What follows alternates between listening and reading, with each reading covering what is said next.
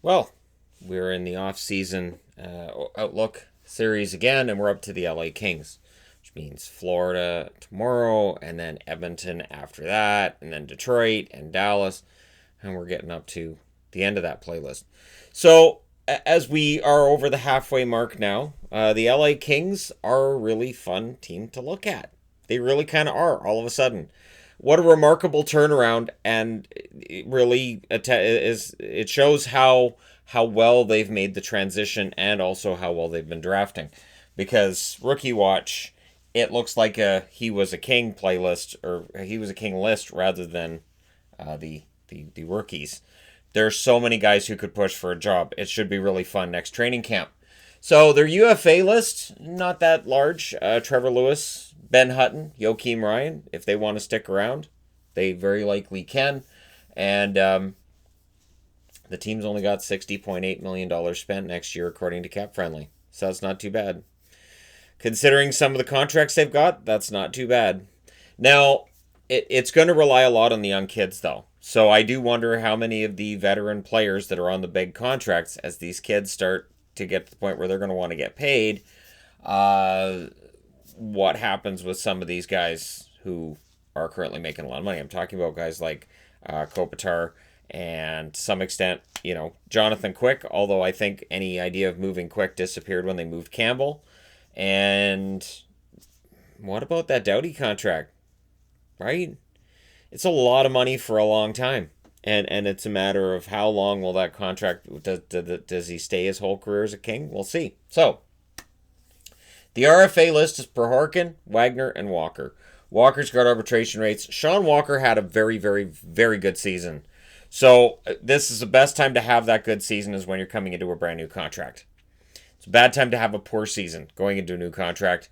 Walker had his best season as an LA King, and we'll see how much money that's worth to them this summer. But like I said, they have the money to pay him, although some of these guys down here are going to end up potentially being that next core. And when the day comes, I have to worry about them. That's where you start seeing guys get moved out. Now, over their last 3 seasons, now if we look back 2 years ago, they finished 45, 29, and 8, 98 points. They were, of course, swept in the first round by the Vegas Golden Knights. Little did we know at the time that was telling us the future, that the Kings needed some help, especially offensively. And then last year, they finished 31, 42, and 9 with 71 points. This year, 29, 35, and 6, 64 points, but they won their last 7 games in a row. So they moved up my power rankings board, which made people upset because they didn't like that I'd had them move up the power rankings board, to which I answered with, I don't care. So, yeah, they won their last 7 games. They look pretty darn good. They look like they were on their way. And if the NHL did come back with some kind of format that allowed, say, 30 teams to get into a playoff, or 31, you just figure out a way to do a tournament, I gotta say, the Kings could do some damage. All this time off and all those young kids, you give those veterans rest, the Kings could really do some damage in a situation like that. So if you're an LA fan thinking, boy, this could be a lot of fun if there's expanded playoffs. Yes, it could. And I'm a guy who's never cheered for the Kings. It's never happened, not when Gretzky was there.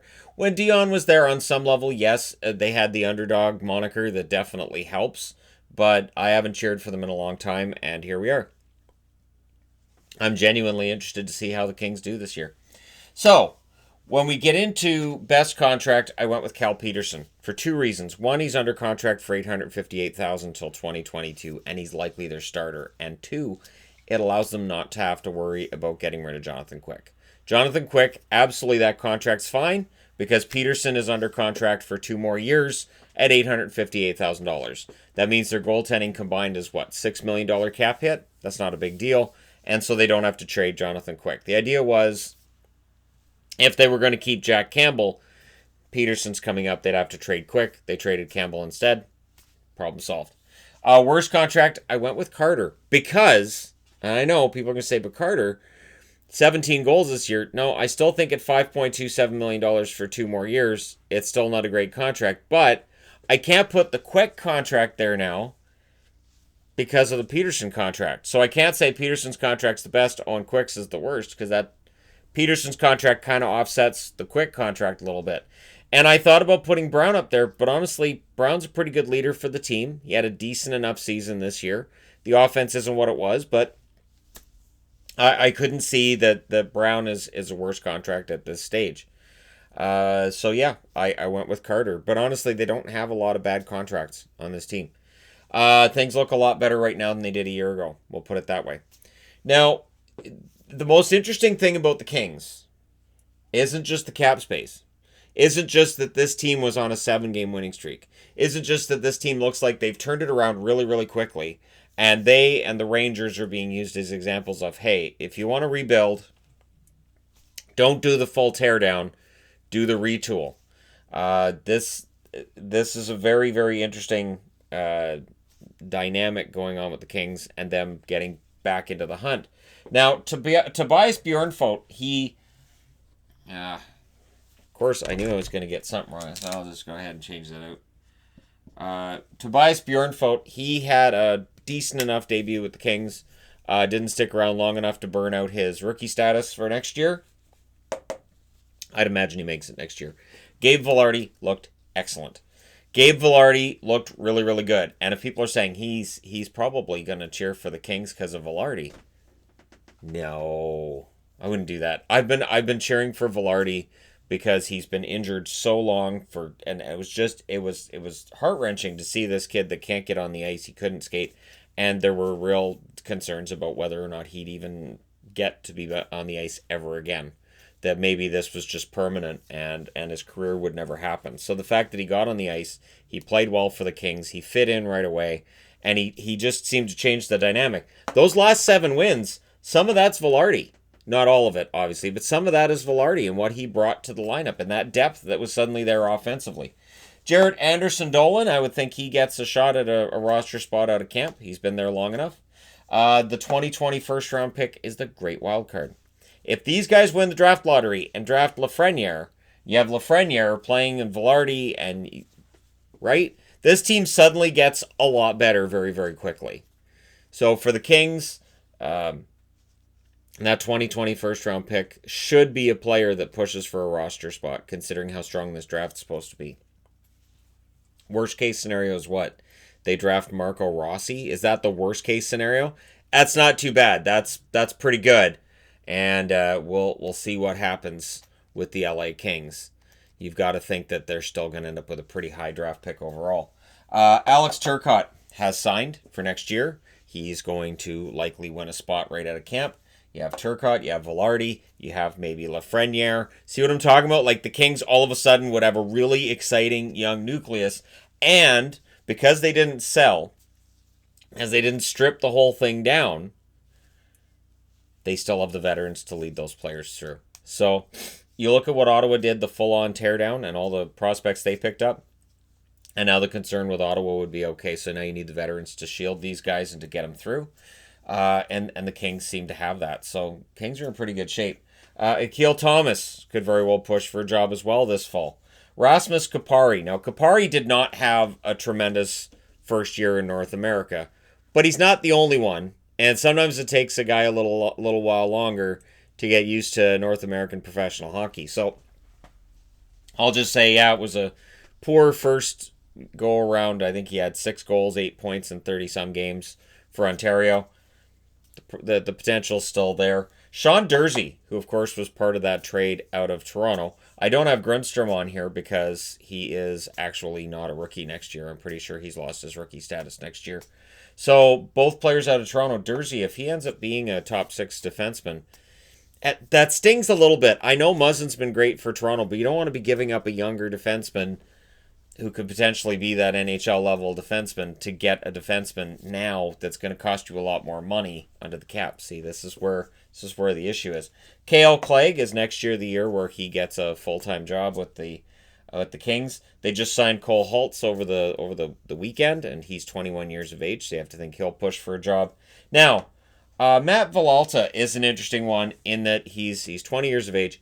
And I've got a star next to him, an asterisk there because I know he's not coming up to play. But I want to talk about him just a little bit. Young goaltender, 20 years of age, put up decent enough numbers at a minor league level.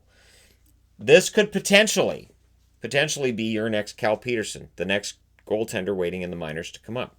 And at some point, when they either move on from Quick or Quick moves on from the team or Quick hangs up the skates, this could be your future tandem with Peterson. And that's kind of exciting too, because they have a young goaltender ready to take over in Peterson. And in Villalta, they have a guy who may very well be the next guy.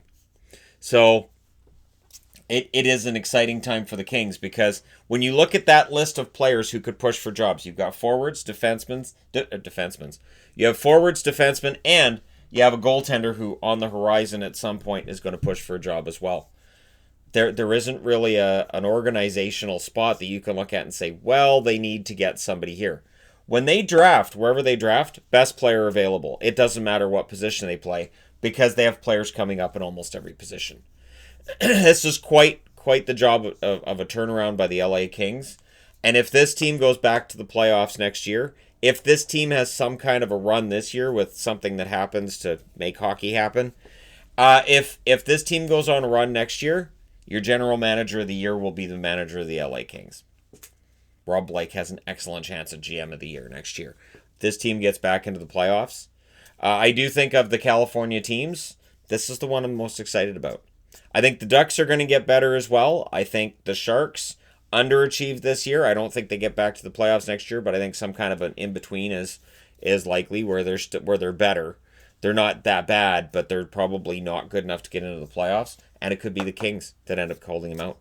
So, first time in a long time, I've been really excited about the Kings' future. The last time I was this excited about their future was back in about 2009, when I could see everything coming together, and I was telling friends of mine at work at the time, because I didn't have a channel back then, I was like, you know what, those Kings are going to win a Stanley Cup someday.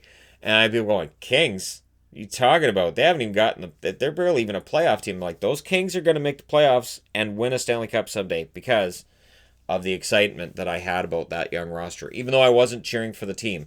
This time around, still not technically cheering for the team, although it's kind of exciting to watch. This is one of those things where being a purveyor of hockey for all 31 teams means I'm exposed to all of these young players coming up and just, how organizations are working it, and I like what the Kings have done. So it's a rosy future, I think, for the Kings, but let me know your thoughts in the comment section below.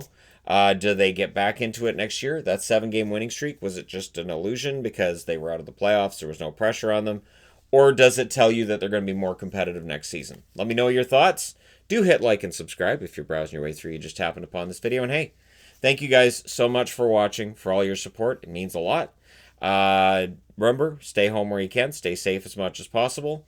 And wash your hands. I will talk to you guys again soon.